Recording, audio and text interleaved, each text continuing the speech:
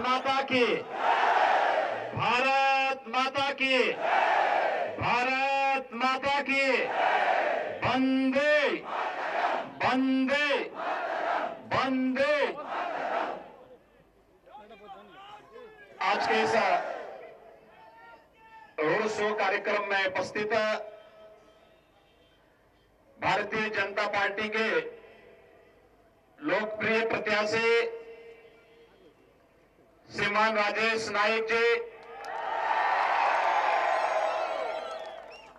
आज के इस कार्यक्रम में उपस्थित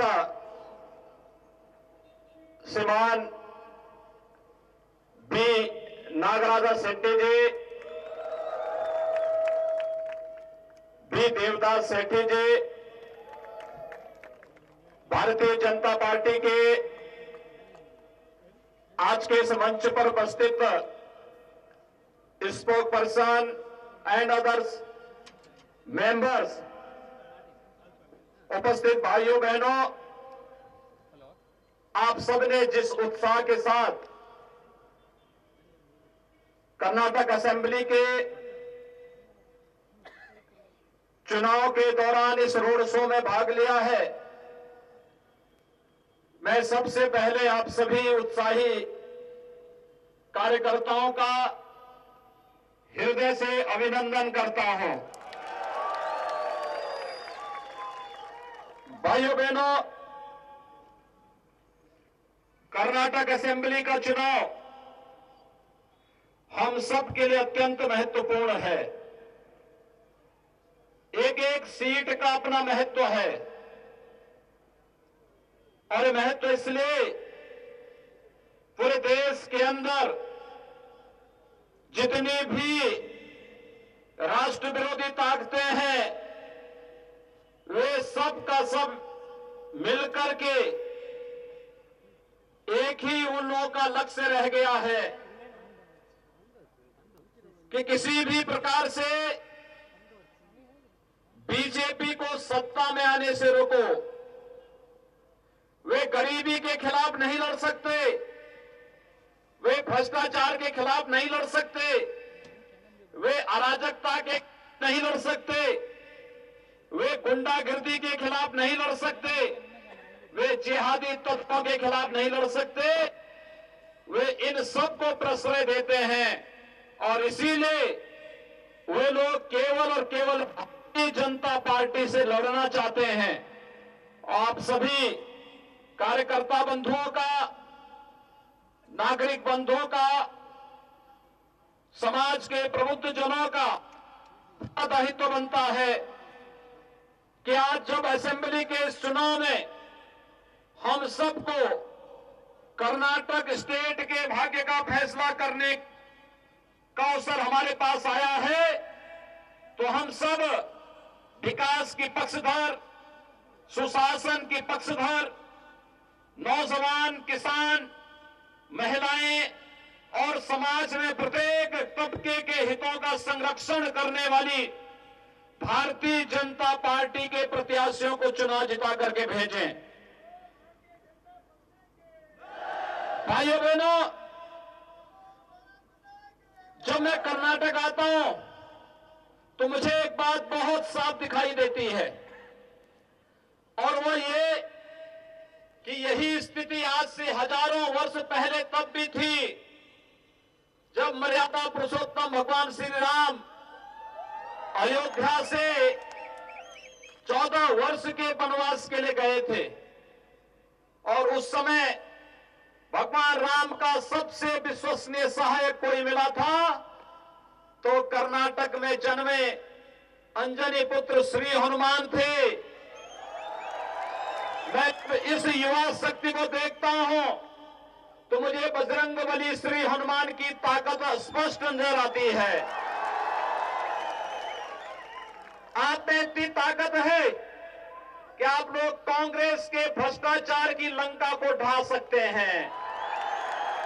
आप में इतनी ताकत है कि सिद्धरमैया की सरकार के द्वारा यहां पर प्रायोजित अराजकता, गुंडाराज और जिहादी तत्वों का मुकाबला आप अपनी लोकतांत्रिक ताकत के बल पर कर सकते हैं। और इसीलिए आप सबका आह्वान करने के लिए मैं आया हूं कि श्री राम और श्री हनुमान का मिलन राम राज्य की आधार का कारण बना था।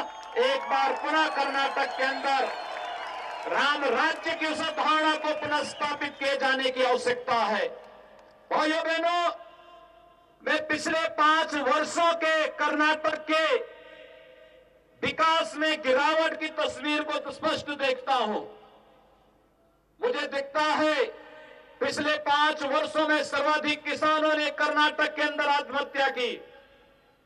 जो कर्नाटक कभी पूरे देश के नौजवानों के आकर्षण का केंद्र था, आज वो कर्नाटक से नौजवान स्वयं पलायन कर रहा है।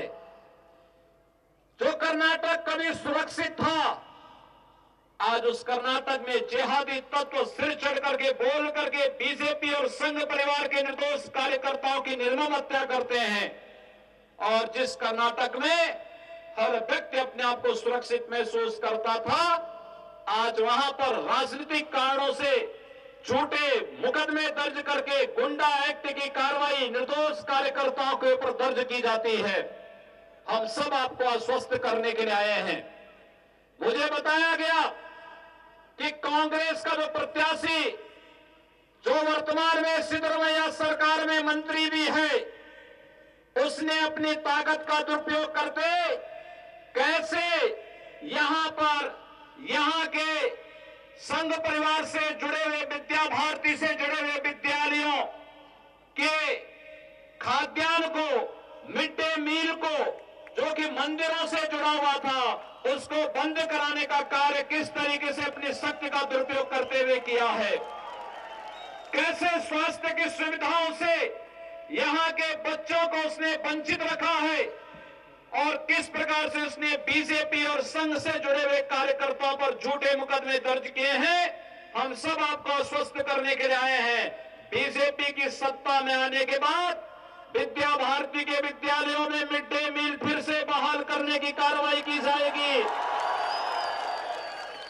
चिकित्सा की सुविधा उसी प्रकार से दी जाएगी और गुंडा एक्ट में झूठे मुकदमों को समाप्त करके जिन्होंने कर्नाटक को लूटा है, अराजकता पैदा की है, इन लोगों पर गुंडा एक्ट लगा करके इनकी संपत्तियों को जब्त करने की कार्रवाई की जाएगी।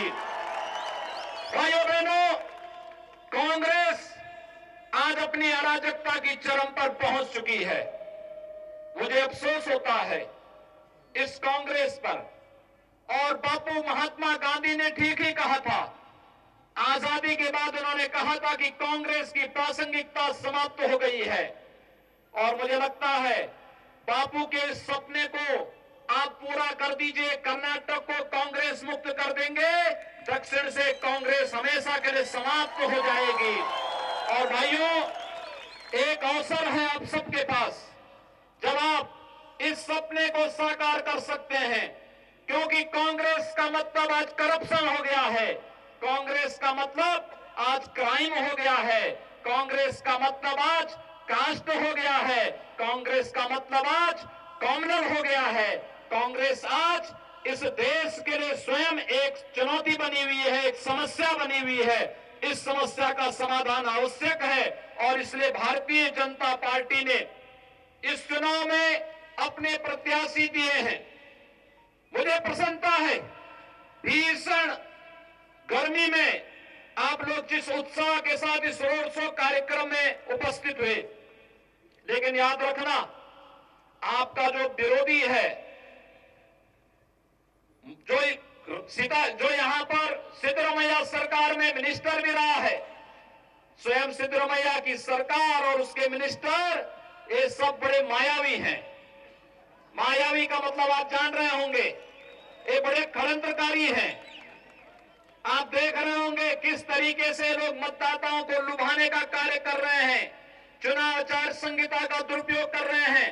और इसीलिए मैं आप सबसे आग्रह करूंगा, क्या चुनाव प्रचार अभी थोड़ी देर में बंद हो जाएगा, लेकिन आप सब अपने अपने बूथों की रक्षा करिए और अपने अपने बूथों की रक्षा करते हुए भारतीय जनता पार्टी के प्रत्याशी श्री राजेश नायक के पक्ष में एक एक वोट भारतीय जनता पार्टी के पक्ष में कमल के चुनाव चिन्ह पर डलवाने की व्यवस्था करिए, क्योंकि आपकी सजगता, आपकी सक्रियता आगामी 48 घंटे के अंदर अत्यंत महत्वपूर्ण होगी। और उसी सक्रियता के लिए आपका आह्वान करने के लिए विशेष रूप से मैं उत्तर प्रदेश से यहां पर आया हूं, क्योंकि मैं जानता हूं कांग्रेस कितनी मायावी है, कितनी षड्यंत्रकारी है। उत्तर प्रदेश में हम लोगों ने इन कार्यकर्ताओं के सहयोग से कांग्रेस का सफाया कर दिया है। उत्तर प्रदेश में हमारे पास लोकसभा की 80 सीटें हैं, 80 में से कांग्रेस के पास है 2, और 2019 में वह 2 भी साफ हो जाएगा, कांग्रेस बन जाएगी 0। उत्तर प्रदेश में असेंबली के 403 कंस्टिट्यूंसी हैं, और 403 में से कांग्रेस के पास है मात्र 7। यानी कंधा देने के लिए भी 8 लोग चाहिए, 7 ही लोग बचे हैं। अगली बार वे 7 भी, उस 7 में भी एक बीजेपी में आ गया है, 6 ही बचे हैं। अगली बार वे 6 भी नहीं जीतने वाले हैं, वहां भी होगा 0।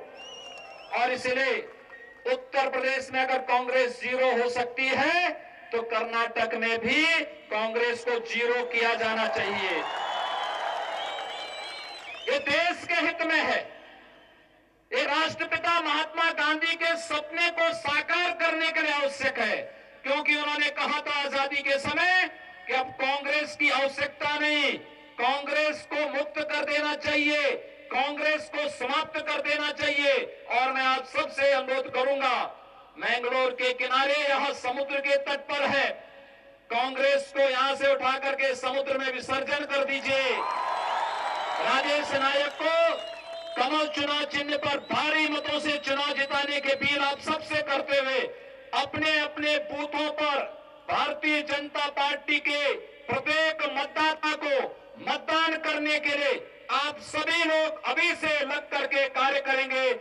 इस विश्वास के साथ आज बहुत भाषण का समय नहीं, भाषण आपने पिछले कई दिनों से बहुत सुने होंगे, आज केवल अंतिम आह्वान आप सबसे अपने अपने बूथ को संभालिए। कांग्रेस के प्रत्याशी तमाम प्रकार के षड्यंत्र करेंगे, तमाम प्रकार के मायावी जाल बुनेंगे, इन सब से सजग रहते हुए भारतीय जनता पार्टी के चुनाव चिन्ह कमल का फूल और राजेश नायक को ध्यान में रख करके भारतीय जनता पार्टी को चुनाव जिताइए। आप सबके प्रति मेरी शुभकामनाएं, धन्यवाद। जय जय श्री राम, जय जय श्री राम।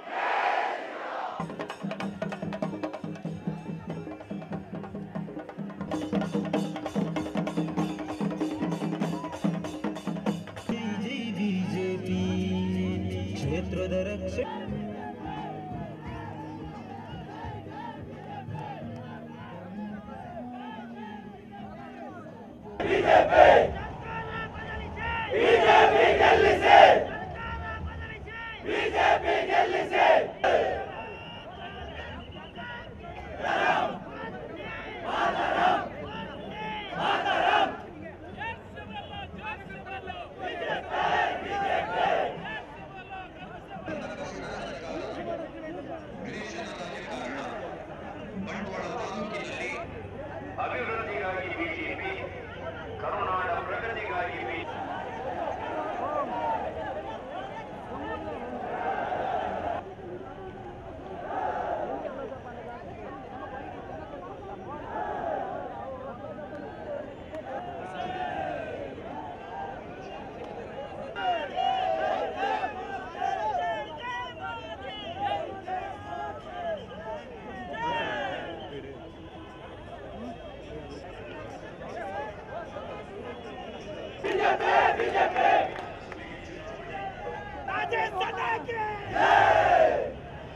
मोदी जी हारेंगे।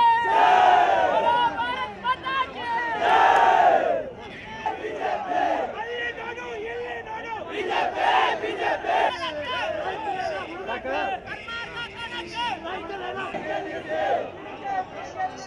Thank you.